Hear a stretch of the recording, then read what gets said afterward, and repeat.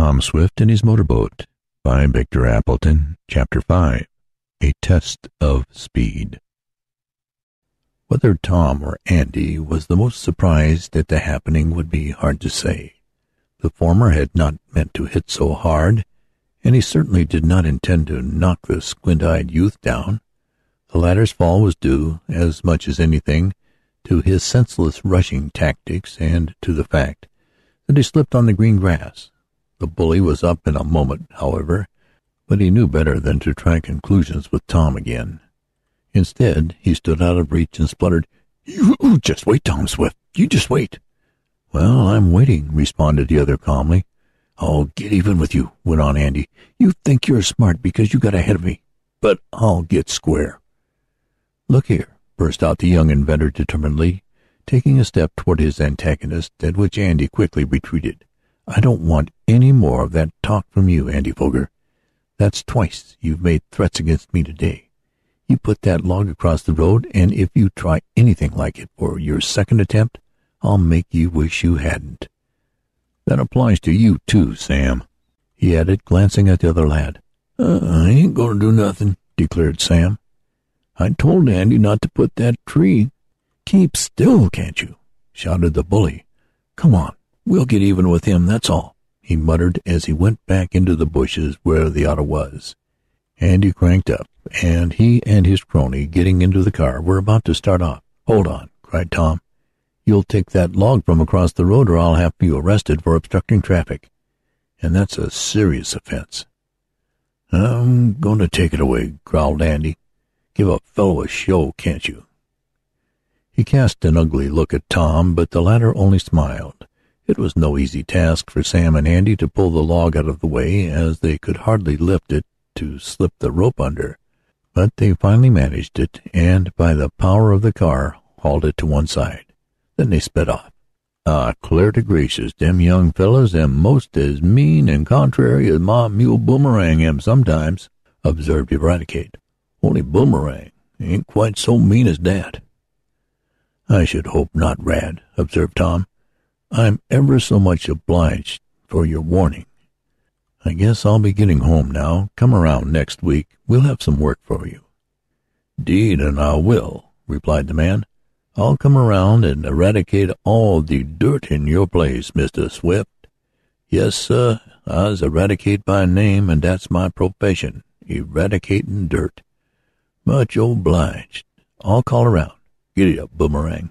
The mule lazily flicked his ears, but did not stir, and Tom, knowing the process of arousing the animal would take some time, hurried up the hill to where he had left his motorcycle. Eradicate was still engaged on the task of trying to arouse his steed to a sense of its duty when the young inventor flashed by on his way home. "So now you own a broken motorboat," observed Mr. Swift when Tom had related the circumstances of the auction. "Well, now you have it. What are you going to do with it?" "Fix it, first of all," replied his son.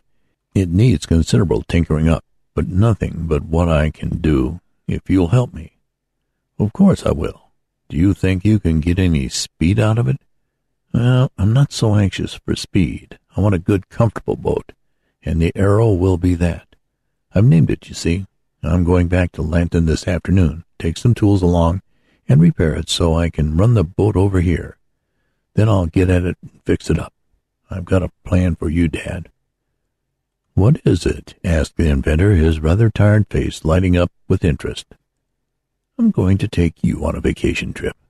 "A vacation trip?" "Yes, you need a rest. You've been working too hard over that gyroscope invention." "Yes, Tom, I think I have," admitted Mr. Swift. "But I am very much interested in it, and I think I can get it to work. If I do, it will make a great difference in the control of airplanes. It will make them more stable and able to fly in almost any wind. But I certainly have puzzled my brains over some features of it. However, I don't quite see what you mean." "You need a rest, Dad," said Mr. Swift's son kindly. "I want you to forget all about patents, invention, machinery, and even the gyroscope for a week or two. When I get my motorboat in shape, I'm going to take you and Ned Newton up the lake for a cruise. We can camp out. or if we had to, we could sleep in the boat. I'm going to put a canopy on it and arrange some bunks. It will do you good, and perhaps new ideas for your gyroscope may come to you after a rest." "Perhaps they will, Tom. I am certainly tired enough to need a vacation. It's very kind of you to think of me in connection with your boat. But if you're going to get it this afternoon, you'd better start, if you expect to get back by night. I think Mrs. Baggert has dinner ready." After the meal, Tom selected a number of tools from his own particular machine shop and carried them down to the dock on the lake, where his two small boats were tied. "Aren't you going back on your motorcycle?" asked his father. "No, Dad, I'm going to row over to Lanton, and if I can get the Arrow fixed, I'll tow my rowboat back." "Very well. Then you won't be in any danger from Andy Foger. I must speak to his father about him." "No, Dad, don't," exclaimed the young inventor quickly. "I can fight my own battles with Andy. I don't fancy he will bother me again right away." Tom found it more of a task than he had anticipated to get the motor in shape to run the Arrow back under her own power.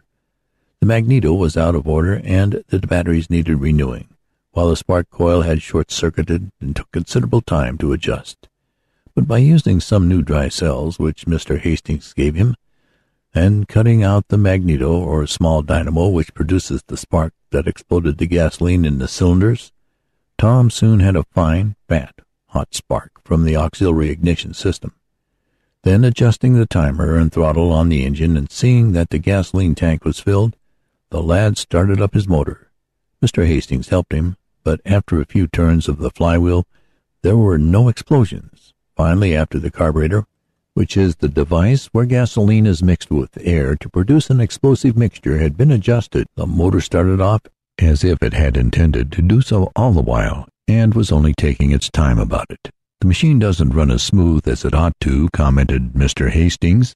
"No, it needs a thorough overhauling," agreed the owner of the Arrow. "I'll get at it tomorrow." And with that he swung out into the lake, towing his rowboat after him. "A motorboat of my own," exulted Tom as he twirled the steering wheel and noted how readily the craft answered to her helm. "This is great." He steered down the lake and then, turning around, went up it a mile or more before heading for his own dock, as he wanted to see how the engine behaved. "With some changes and adjustments I can make this a speedy boat," thought Tom. "I'll get right at it. I shouldn't wonder if I could make a good showing against Mr. Hastings' new Carlopa, though his boat's got 4 cylinders and mine has but 2. The lad was proceeding leisurely along the lake shore, near his home, with the motor throttled down to test it at low speed, when he heard someone shout. Looking toward the bank, Tom saw a man waving his hands. "I wonder what he wants," thought our hero, as he put the wheel over to send his craft to shore. He heard a moment later from the man on the bank cried, "I say, my young friend, do you know anything about automobiles? Of course you do, or you wouldn't be running a motorboat. Bless my very existence, but I'm in trouble. My machine is stopped on a lonely road, and I can't seem to get it started. I happened to hear your boat, and I came here to hail you. Bless my coat pockets, but I am in trouble. Can you help me? Bless my soul and gizzard." "Mr. Damon!" exclaimed Tom, shutting off the power, for he was now near shore. "Of course I'll help you, Mr. Damon," for the young inventor had recognized the eccentric man of whom he had purchased the motorcycle, and who had helped him in rounding up the thieves. "Why, bless my shoelaces, if it isn't Tom Swift!" exclaimed Mr. Damon, who seemed very fond of calling down blessings upon himself or upon articles of his dress or person. "Yes, I'm here," admitted Tom with a laugh. "And in a motor-boat, too. Bless my pocketbook. But did that run away with someone who sold it to you cheap?" "No, not exactly," and the lad explained how he had come into possession of it. By this time he was ashore and had tied the Arrow to an overhanging tree. Then Tom proceeded to where Mr. Damon had left his stalled automobile. The eccentric man was wealthy, and his physician had instructed him to ride about in the car for his health. Tom soon located the trouble. The carburetor had become clogged, and it was soon in working order again. "Well, now that you have a boat, I don't suppose you will be riding about the country so much," commented Mr. Damon, as he got into his car. "Bless my spark plug, But if you ever get over to Waterfield where I live, come and see me. It's handy to get to by water." "I'll come some day," promised the lad. "Bless my hatband, but I hope so," went on the eccentric individual as he prepared to start his car. Tom completed the remainder of the trip to his house without incident, and his father came down to the dock to see the motorboat. He agreed with his son that it was a bargain, and that it could easily be put in fine shape. The youth spent all the next day and part of the following working on the craft. He overhauled the ignition system, which was the jump spark style, cleaned the magneto, and adjusted the gasoline and compression taps so that they fitted better. Then he readjusted the rudder lines, tightening them on the steering wheel, and looked over the piping from the gasoline tank.